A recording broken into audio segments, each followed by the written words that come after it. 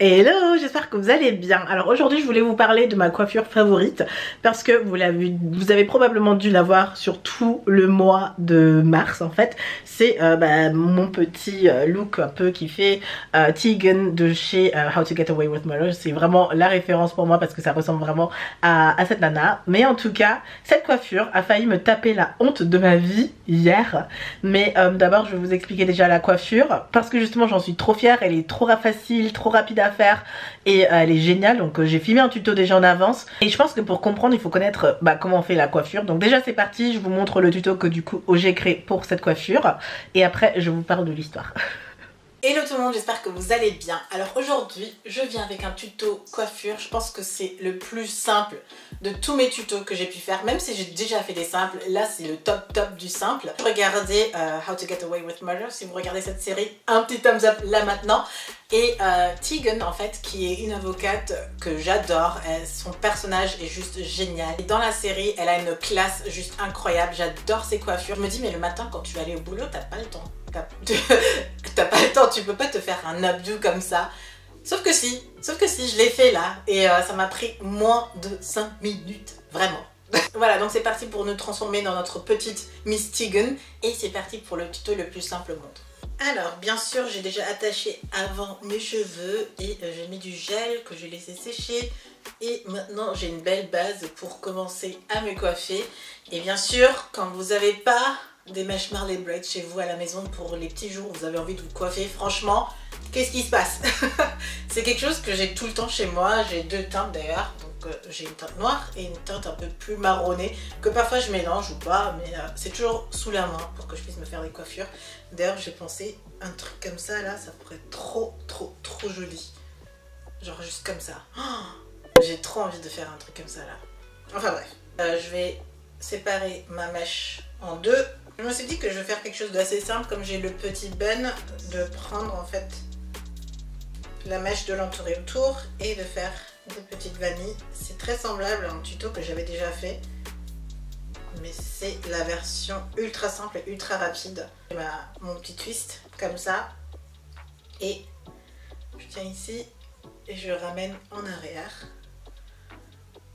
S'il y a des restes de cheveux, je le tourne un peu autour, mais ça me permet de tout de suite attacher la partie de cheveux juste ici et ça se fond super bien avec mes cheveux naturels, avec tout le reste. Ce que je vais faire, c'est rajouter un peu de cheveux vers l'arrière. Je vais prendre pour ça la deuxième moitié et ce que je vais faire, c'est je vais le poser par-dessus sur le bun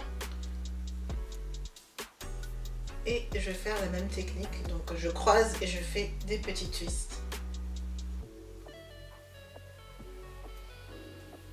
Voilà. Une fois mon twist fait à l'arrière, je fais exactement la même chose. Je prends une partie et je rabats. Le bout qui vient en surplus, je le mets ici pour sécuriser. Et c'est à ce moment-là que j'ai vraiment besoin de pince parce que ça ne tient pas tout seul. Je coince avec les doigts un peu les parties pour tenir.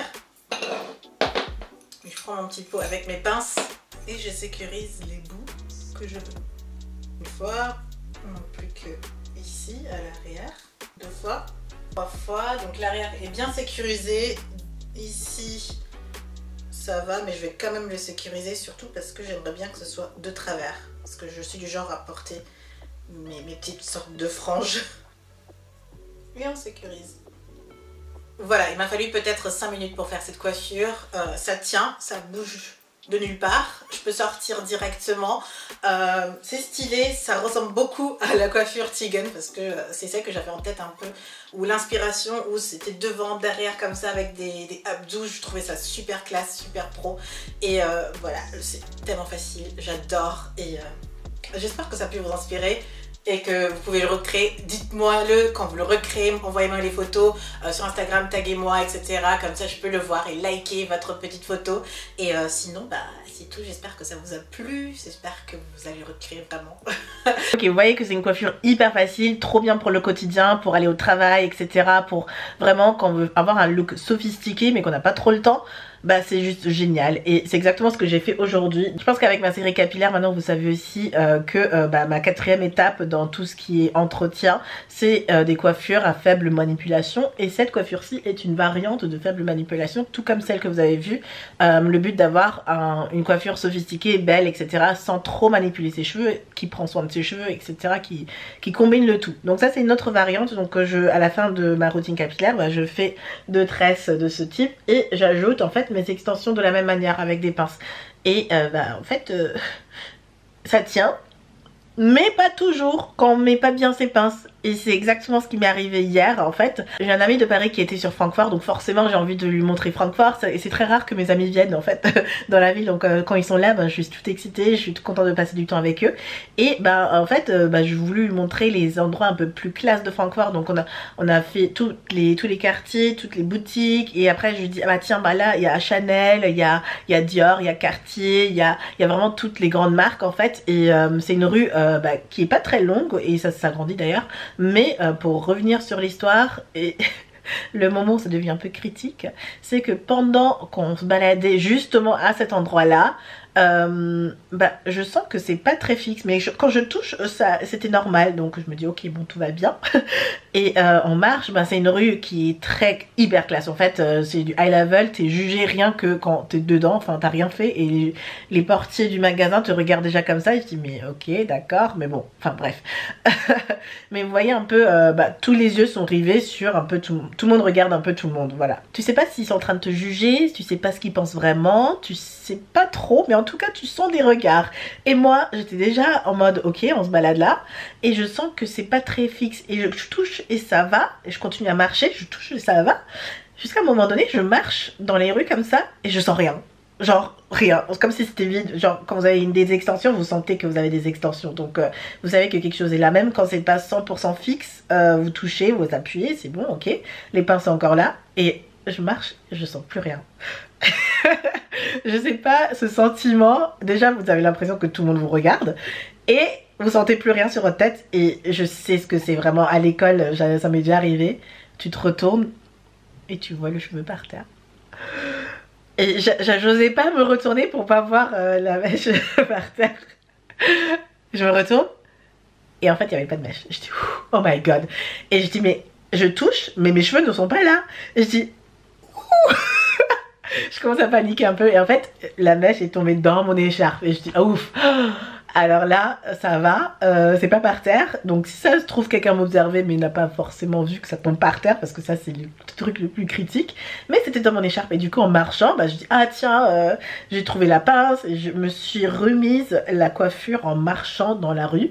Et ça allait hyper vite, comme vous avez vu dans le tuto, c'est facile à faire, donc j'ai pas eu de problème à le remettre. Mais c'est juste ce moment où tu te retournes et tu trouves pas, et tu cherches, et c'est dans dans ton écharpe, et tu ah ouf, c'est dans l'écharpe, donc tu peux faire semblant que tu remets le chignon, parce que ici c'est juste un chignon que je tournais autour. Donc je repris la pince en marchant, je dis allez mon chignon c'est défait, je refais. Mais le moment de panique quoi. Un truc de malade. Donc depuis je sécurise vraiment bien mes pinces. Et pour une astuce, je vous l'ai déjà montré dans un tuto coiffure avec des pinces. Quand vous coiffez avec des pinces, je vous montre avec mon pot à pince. Quand vous sécurisez vos cheveux avec des pinces, utilisez toujours un système de croix. Donc vous mettez une pince et vous mettez une autre par dessus, et avec les ridules en fait ça va s'encastrer, et ça tient beaucoup plus quand c'est en croix comme ça, et ça fait mieux tenir en fait la section que vous voulez sécuriser. Vous pouvez faire sur plusieurs endroits, et là vous êtes sûr que comme c'est croisé, c'est vraiment sécurisé. Donc c'est bien d'un côté que ça me soit arrivé, parce que du coup j'ai une petite histoire à vous raconter et une astuce en plus à vous proposer si vous voulez vraiment que ça tienne, ou qu'il puisse arriver des petits moments comme ça. En tout cas, j'espère que ça a pu vous aider, que ça a pu être intéressant pour vous. Bien pour tous les jours, parce que ça va vite, et quand ça se défait vite fait, on peut vite le refaire, parce que le système ou le mécanisme pour l'attacher est assez facile. Le rendu est toujours joli, ça va vite aussi. Et vous avez l'astuce des croix pour vraiment sécuriser. Donc voilà, c'est complet de chez complet. J'espère que ça vous a plu. Si c'est le cas, n'hésitez pas à me donner un thumbs up, et dans les commentaires partagez un peu la peine que j'ai sentie hier. Allez, je vous fais de gros bisous et je vous dis à très vite. Gros bisous, à très bien. bientôt. J'ai loupé le bout de ma phrase, désolée, mais je vous retrouve très vite. Je vous fais gros bisous. Bye.